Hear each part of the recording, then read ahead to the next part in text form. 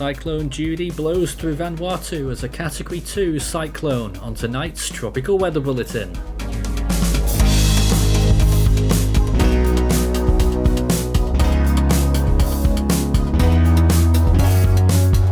now the latest around the wide world of tropics.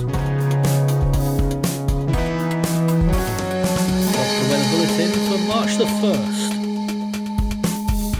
Just like that, we're into a new month and quite a lot of new activity with Judy, a strong Category 2, really composed as it moves through Vanuatu, as well as Tropical Storm Inala still hanging on, and a depression to look at over northern Australia today.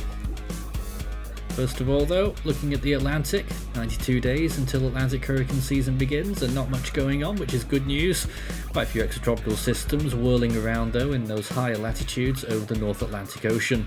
Not causing much mischief yet though, although that could change as they move northeastwards.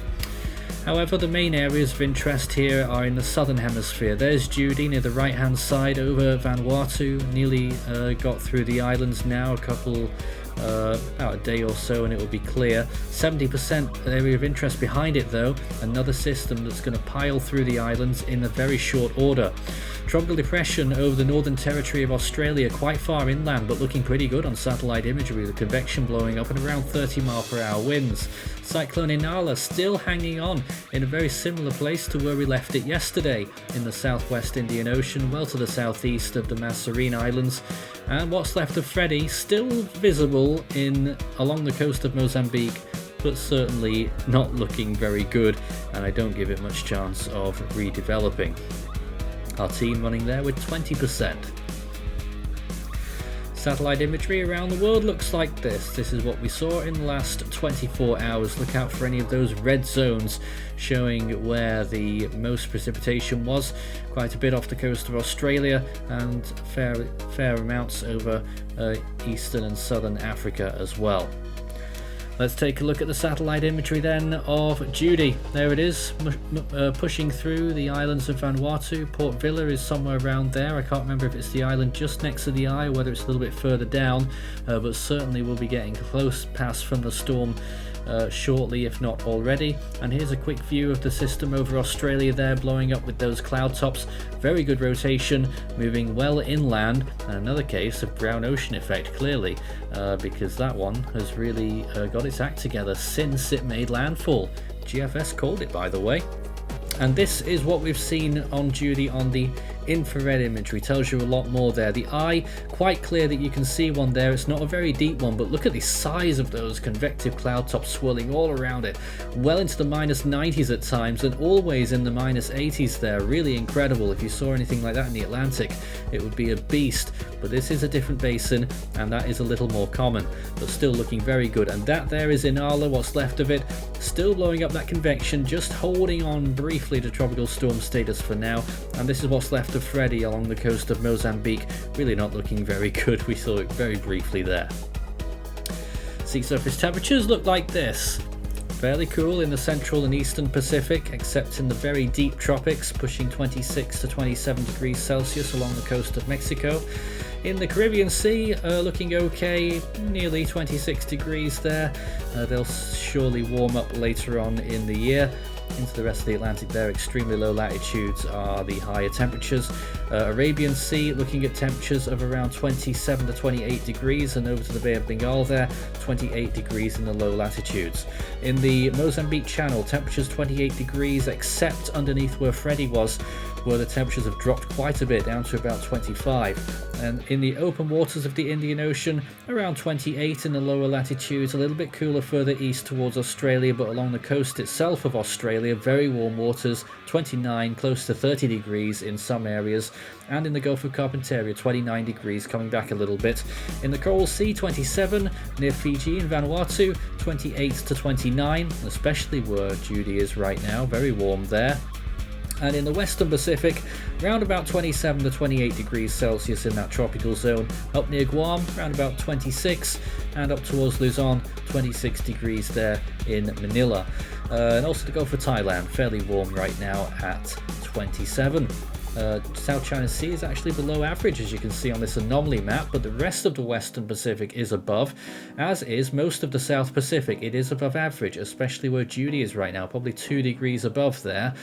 Still that cool pool in the Central Pacific, a little bit more warmth on the eastern side, but more cold coming in again. So jury's still out on whether we'll see a quick rebound to El Nino status, but it was looking good for a time. And this is the oceanic heat content. Look for the turquoises and above for decent amounts of energy, which feeds into these tropical cyclones, especially over deeper waters. And this here in the Western Pacific now as well.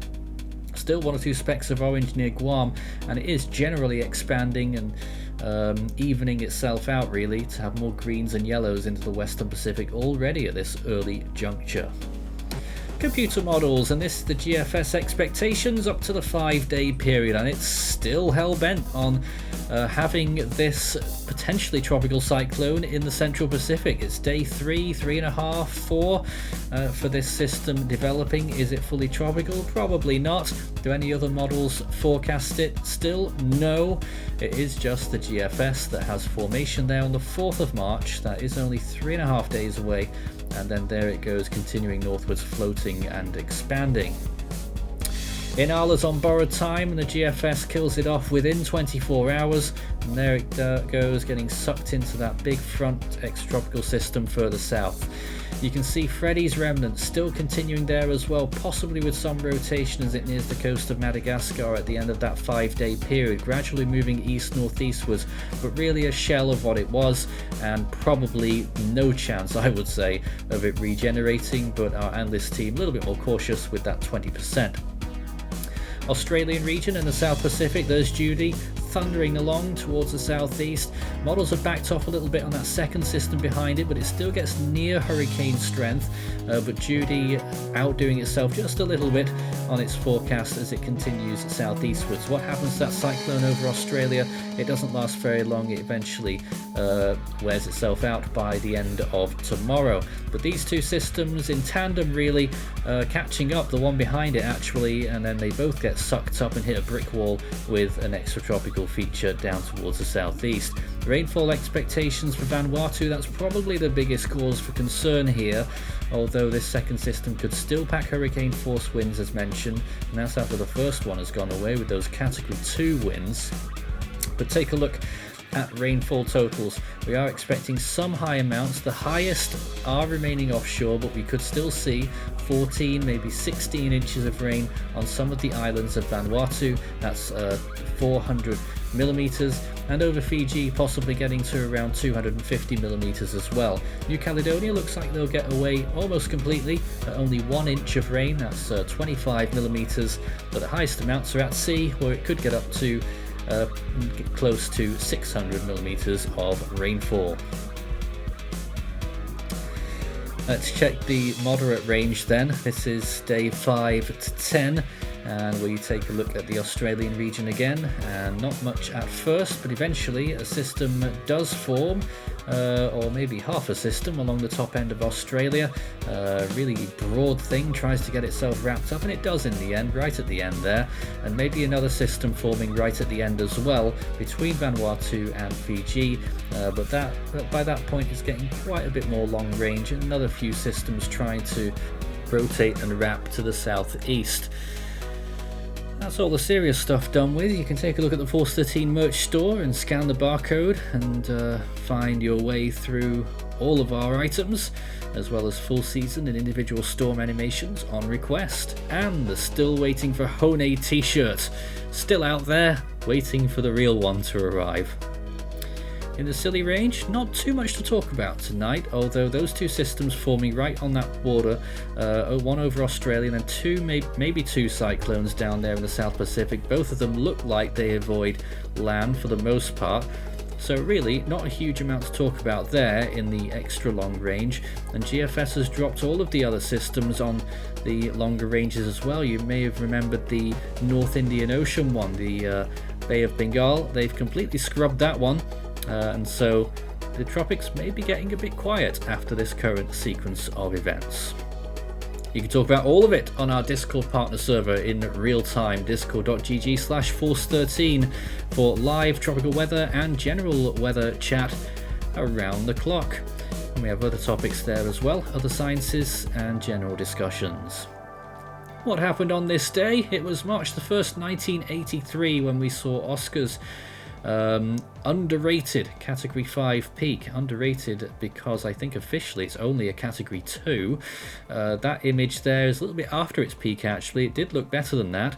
There were two other storms active, Cyclone Eleanor and Ken on either side of Australia, both at Category 1 strength. Eleanor was bouncing back and Ken was just getting itself going. And we also had the remnants of Prima, that tropical depression there. If you look very carefully down the bottom left hand side, you'll see the remnants of Nisha Arama as well.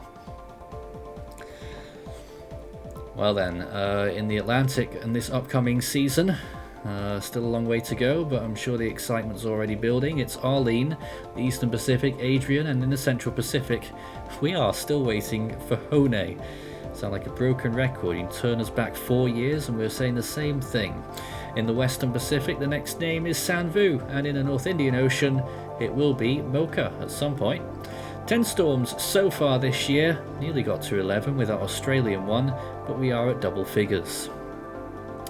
Next names in the Australian region, Herman, Southwest Indian Ocean, Fabian, and in the South Pacific, it is Kevin. That's all though for tonight's Tropical Weather Bulletin. We'll be back again tomorrow night.